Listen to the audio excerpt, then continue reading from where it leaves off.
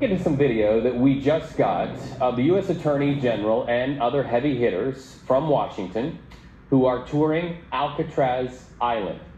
You can see right there in the center, Pam Bondi. She's looking up at what is Alcatraz. Now, tourists know this place.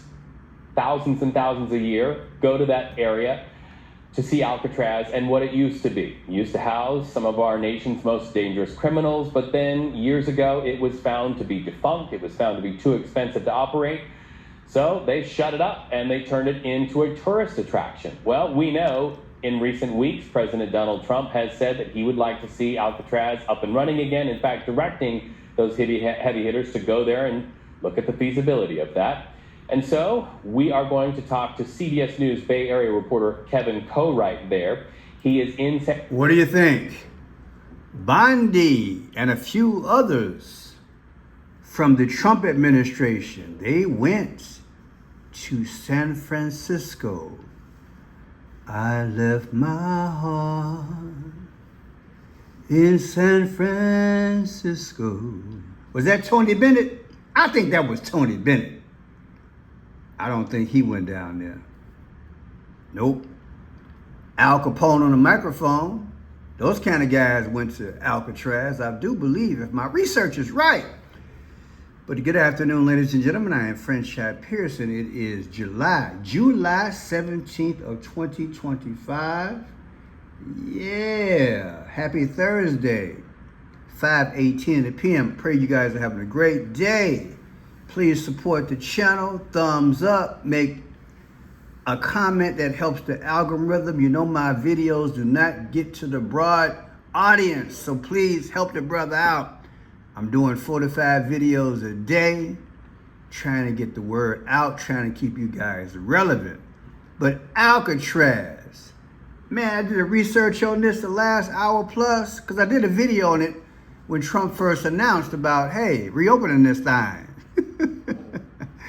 And hey, they make millions of dollars, man. They're making millions of dollars a year. And it's going to cost billions to rehab it.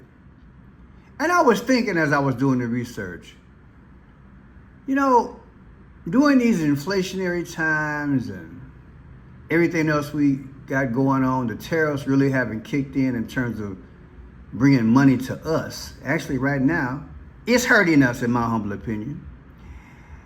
Wouldn't it be more feasible to just take maybe 4 or 5 prisons and expand those? Think about what I'm saying. You could have a hardened criminal area, a wing, right? I mean, America is good about building a wing of something, the wing of a stadium or a mall, or they can build it higher, or they can even go on the ground. Because it makes more sense to take something that's already operational and add a few more staff people and just get her done and get her dead. Think about what I'm saying. Get her done and get her dead. Straight up. Unless your intent is to lock somebody up that you have not told us about. I'm scratching my head trying to figure out. They always said that they possibly could do it for illegals. Well, people, I'll let you decide. You put in the comment section if you think we the people might go there. But I digress.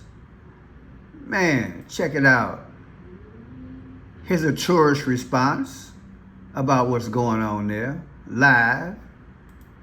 Problem as it is, we don't need to reopen one. There's no realistic plan to make Alcatraz reopen as anything other than a wonderful tourist attraction that it currently is. If the federal government wants to spend billions of dollars, I want them to spend it on clean and safe streets and San Francisco's economic recovery. I agree. That was San Francisco Mayor Daniel Lurie, and this is NBC Bay Area Sky Ranger live over to Presidio, where you're looking at live pics of the Secretary of the Interior, again, Doug Burgum, speaking with someone there, a part of his tour of the national parks, of course, Alcatraz being the first one this morning. So Alcatraz, as I mentioned, is currently a national park, which puts that under the Department of the Interior. When reopened, the facility itself would be operated by the Bureau of Prisons, which is a component of the Department of Justice. Reporting live here at Pier 33 in San Francisco. Anybody done this type of work before? Anybody done construction on these things? I mean, Alcatraz is old. Very old. 100 some years, I think it is, when it was first built. The research that I did, they say, look, you can put your fist through some of the walls. You know, they got ceiling issues. No running water, right? Throughout, in terms of like the inmates, electricity. The whole thing got to be redone. Should I gargle when I say that? Redone. Pearson, you can do better than that. Redone. It's got to be redone. I am so tired of our politicians, Democrat, Republican. They just got to spend the money like it's monopoly money. There's just got to be a better way. Got to be a better way, people. Got to be a better way. Let me know. Now here's my man. I ran his video when he did this a couple months ago. And I found some things I want to show you. There's my man, Nick. Hey, he gets around. Maybe I should fly out there and do a video. Hey, he doing his thing. Check it out. Alcatraz being the prison for the worst of the worst, obviously they had solitary confinement rooms, and this is what a solitary confinement room looks like here inside Alcatraz. And the size of the rooms here inside the solitary confinement are about 6 feet wide, and they're actually about 8 feet tall compared to 7 feet inside of the other prison cells. Right now in the United States, there's over 61,000 people that are currently in solitary confinement. Inside here, people have made notes as to what they think about solitary confinement. Man was never intended to live as a caged animal. These are the faces of men that were held in solitary confinement here inside of Alcatraz. And this man by the name of Henry Harris Jr. was sent into solitary confinement for yelling and barking inside of the cell house. These other inmates right here were sent because they were telling other prisoners to not work, and this guy was caught cutting through his prison cell. Obviously, these prison cells aren't up to par with modern day prisons. However, they still technically would work. I'm not saying they should send prisoners here to Alcatraz, but if they really needed it and the resources weren't there, this prison does look capable as far as keeping prisoners inside of these prison cells if they were to bring in new. So yeah, it can do the job. He had something here. Trump said rebuild and reopen Alcatraz. Looks like something Donald Trump, yeah. For too long, America has been plagued by vicious, violent, and repeat criminal offenders. The dregs of society who would never contribute anything other than misery and suffering. When we were a more serious nation in times past, we did not hesitate to lock up the most dangerous criminals and keep them far away from anyone they could harm. That's the way it's supposed to be. No longer will we tolerate these serial offenders who spread filth, bloodshed, and mayhem on our streets. That is why today I am directing the Bureau of Prisons, together with the Department of Justice, FBI, and Homeland Security, to reopen a substantially enlarged and rebuilt Alcatraz to house Americans' most ruthless and violent offenders. Wow. That's what he said. That's what's popping, baby. Now here's Miss Bondi. Listen to what she said. Because this question about money and is it current? Should we do it? Should we not? Is it feasible? Okay, this is her spiel. Alcatraz could hold the worst of the worst. It could hold middle-class violent prisoners. It could hold illegal aliens. It could hold anything. This is a terrific facility, needs a lot of work, but no one has been known to escape from Alcatraz and survive. Well, critics believe this is just a shiny object from the president, something to distract from the Epstein investigation that's been plaguing headlines. Well, Attorney General Bondi says that's not the case. Did you hear that? Did you hear that? From the Epstein investigation that's been plaguing headlines. Well, critics believe this is just a shiny object from the president, something to distract from the Epstein investigation that's been plaguing headlines. Well, Attorney General Bondi says that's not the case. Well, President Trump is all about keeping America safe. That's what Nancy Pelosi should be caring about, with the violent crime happening here in California, with our ICE officers being attacked. You've seen all the headlines. It was opened in 1934, closed in 1963. One of the most famous residents here, Alphonse Capone, the mob boss. Here's Interior Secretary Doug Burgum. This is Alcatraz is the brand known around the world for being effective at housing people that are in incarceration, and so this is something that we're here to take a look at. Let's get that date again. 1934, I think you said. Let me see it. You've seen all the headlines. It was opened in 1934, closed in 1934. So it's what, 1934. So it's almost 90 years old, 89, give or take. People, I tell you, I've been in America all my life. I've run businesses. I've had my own business. And I just look at the economic climate. I think economic climate trumps everything right about now in your decision making. Allow this thing to make the kind of money that it's making. Let me look at something. How much money does Alcatraz bring in? Alcatraz, it brings in $60 million a year, people. Okay? With 1.6 million visitors. That's a lot of money. That helps keep taxes down. That money's gonna be gone. Think about it. That's a lot of money. I just don't see it. I would take the areas that have the best economy, and you could build small ones there, or you could, I mean, you know what? When I watched Nick's video, he had a section in there where he was talking about lifetime of benefits.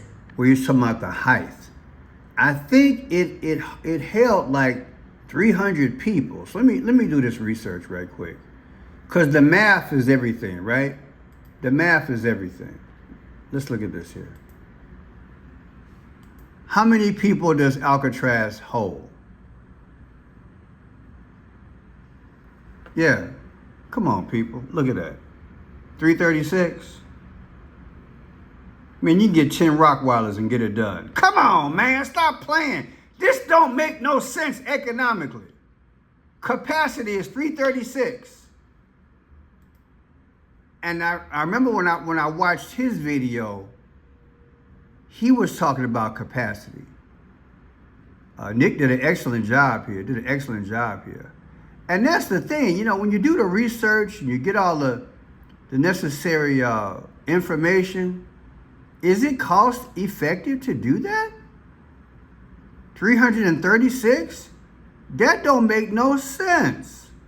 You can add a wing of a prison that's already open and call it a day. 300? That ain't nothing. 300 cells is nothing. 300 cells is nothing, people. Like I said, I'll put this video in the description, but this young man does a marvelous job on here. Excellent job. Wish I was that big. I envy him. Go and do your thing, bro. Go and do your thing. He's interviewed me a few times. Maybe he'll interview me again. But people, look at this. Look at this stat. 336 people, and you want to spend billions of dollars to rehab this thing? That makes no sense. And guess what? For one of the few times in my life, I'm agreeing with Nancy Pelosi. Check it out. Clearly, that with stiff competition, mind you, this notion of turning Alcatraz back into a prison was the stupidest initiative coming from this administration, with stiff competition for that honor. So yeah, no, we knew they were coming. And again, it was closed decades ago, maybe 60 years ago, because it was too expensive to run as a prison. To convert it back to prison will cost billions of dollars at the same time as they are increasing the national debt to the tune of $1 trillion to give tax cuts to the richest people in America, taking food out of the mouths of children with their ugly budget, as well as millions of people off of health care. It's just ridiculous. And on the same day as we're doing a rescission package to say to people who want to cooperate with America for our national security and the goodness of helping their children and the rest. She makes a lot of sense. Feed the hungry, clothe the naked, help people out, elderly to veterans. Tell me what you think, people. Should we have this thing back out? This monstrosity of a place. It just makes no sense. So what is the real intent here? What is the real intent? I hate to say it, it seems nefarious. It seems like there's something they're not telling us. It appears to me this is what will be used during the tribulation. That's just how I feel about it. Because this is a dark move. This, people, is a dark move. And from a business standpoint, it makes 0 sense. 336 sales. You can take one prison, add a wing, or two prisons and add a wing, and call it a day, and make that an additional for hardened criminals. That's all. And probably save 80% of the money that you're gonna spend here. That's a better way. When you think about Doge and now Trump cutting federal jobs, 1,300 last week, oh yeah, watch my video. When you put it in perspective like that, it don't make no sense to spend money. It makes no sense. You laid off 1,300 federal workers. Now you're gonna clearly take federal and who knows, maybe some matching state funds. I don't know how they're gonna fund this thing, but it don't make no sense. Let me know what you're saying. Let me know what you think in the comment section. God bless.